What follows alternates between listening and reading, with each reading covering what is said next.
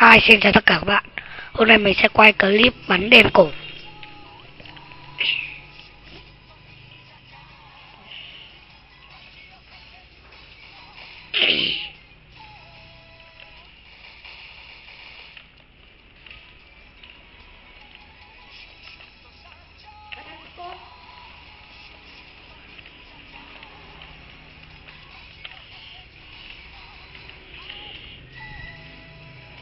Ui, ASEAN luôn nhá. Đấy, thử bóng ma quá nhỉ.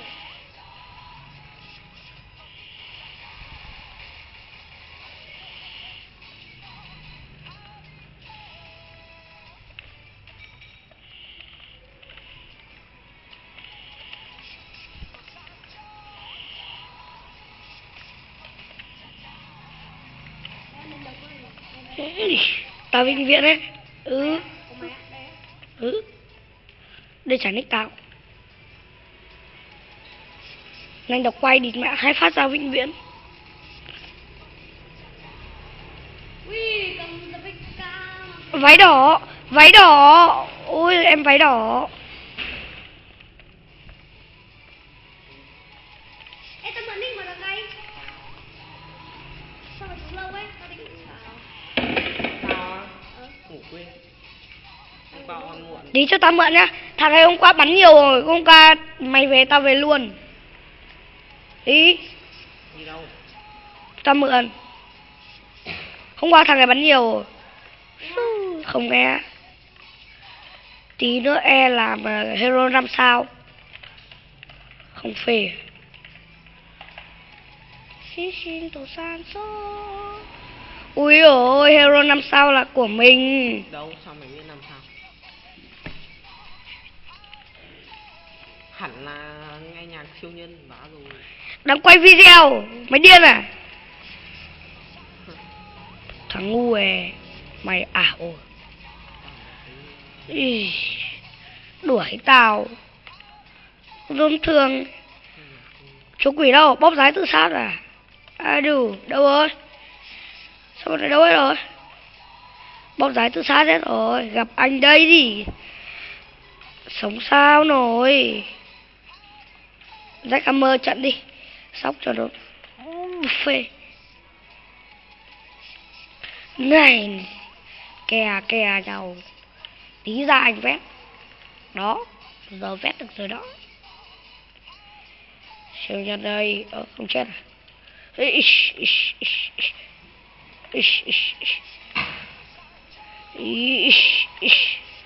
Xít cả chiến nữa các bạn ạ. Ôi. Ui ôi. Anh tới máu nhở. Đại ca tao 5-3.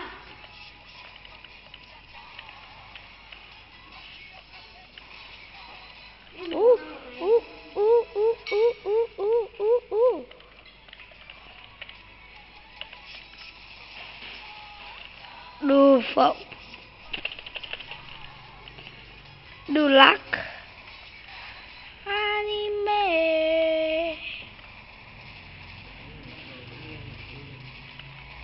Thế mới nhiều like mày hiểu không?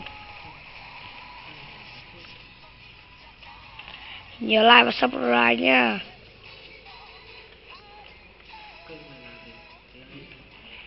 Khả làm video. Vào đi tôi đi. Ngu nè.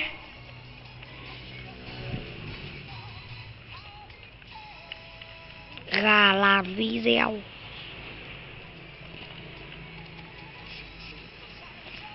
Càn quét nè. Gà làm video. Đồng ấy. Nguy hiểm rồi. Nguy hiểm rồi. Ủa. Mày xuống đi. Gà làm video. Đây này. Ghi cả dấu. Mẹ không cách. À cách. Thôi mày ngu lắm.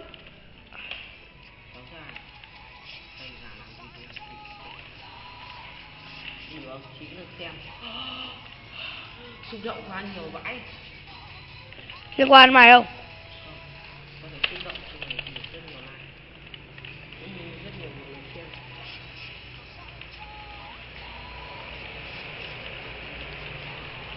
Channel của mình là bá đạo rồi. Thôi đi săn rồi nhá các bạn nhé. Lải nhải cái thằng ngồi bên cạnh khó chịu á.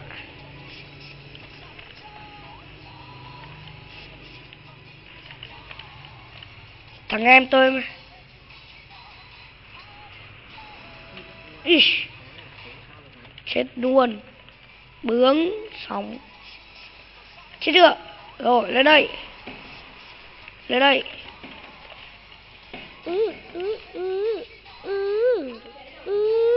Lên tiếp. Lên. Lên. Điều mà. Nào cút cút cha nè. Ui, bắn đâu đây? Cút cút cha để anh thể hiện nào. Điệp xít. Đau lòng quá. Chết tôi. Quá nhanh quá.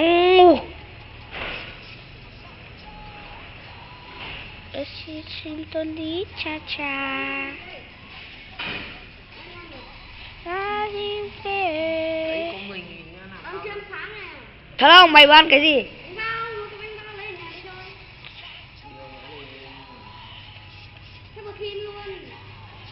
Cho tận 5.000 đấy. Cho rồi xong lúc nào đi gài đấy. Mở giờ gay không? Cho không? 5.000 mới được mở gay.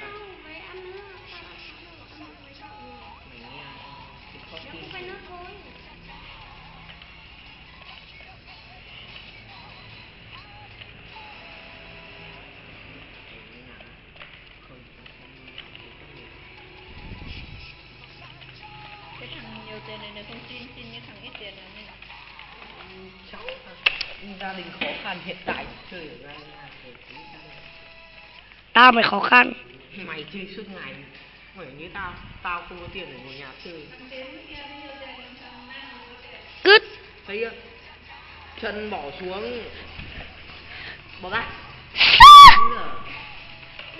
Thôi.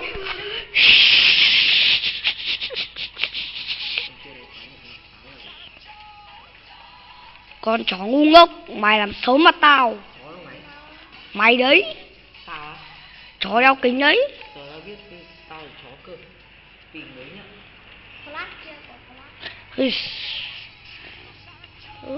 Xuống rồi, vào lòng rồi. Ish. Ồ báo quá đấy mà. Là vào viện luôn. Thôi nhắc mình đừng có hổ báo. Ồ báo cáo trồn là vào viện đấy các bạn ơi. Úi rồi ôi. Con này mà thủ dâm thì thôi rồi. Cầm con này mà thẩm du thì có mà. Con mẹ mày. Thẩm du nè. Ui ôi. Bóng à. Ôi. Ôi.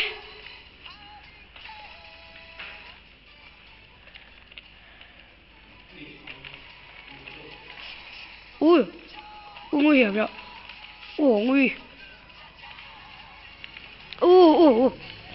Rồi tôi trên đầu xuống thì tránh kiểu gì đấy các bạn.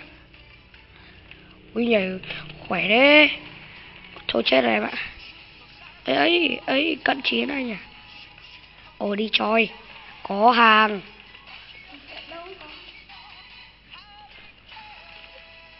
Đây rồi. Quả vừa rồi mạo hiểm quá.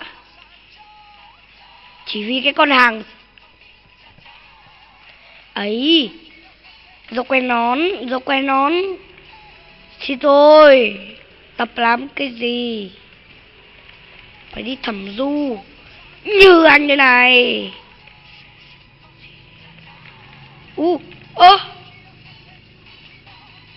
Thằng khốn nạn nào nhỉ. Tốt là thằng nào.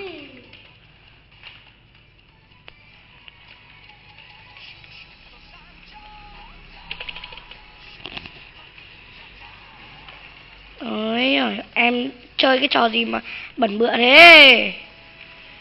Muốn làm hero phải đi trốn à. Em nhục quá. Ui, tốp nó làm hero. Cướp tốp kiểu gì đấy. Ui, vào đây, vào đây. Bắn đi, bắn đi. Chạy đã. Đối tiếp. Uni vào.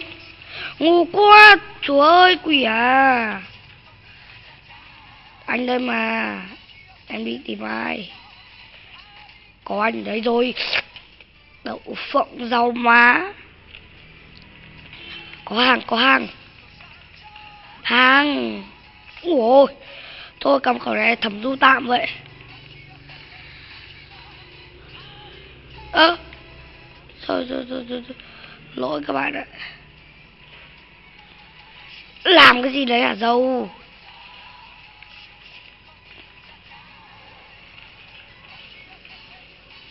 Why mẹ? Chúng mày đâu chết mà.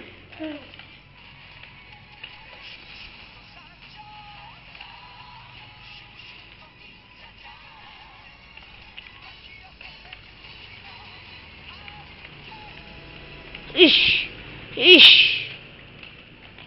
Chào người đẹp.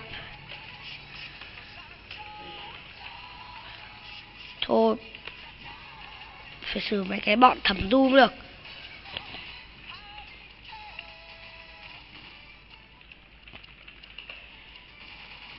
Bọn này không biết thẩm du là tội nặng lắm à.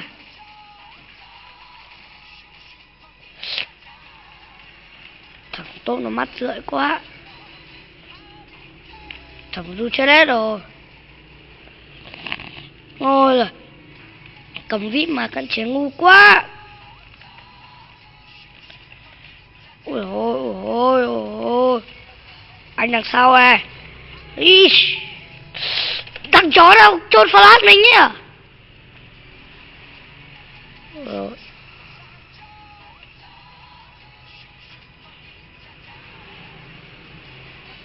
Chào người đẹp. Dốc quay nón. Ôi giời ơi. Hai luyện thôi các bạn ạ. Quá thấm vào ạ. Hay.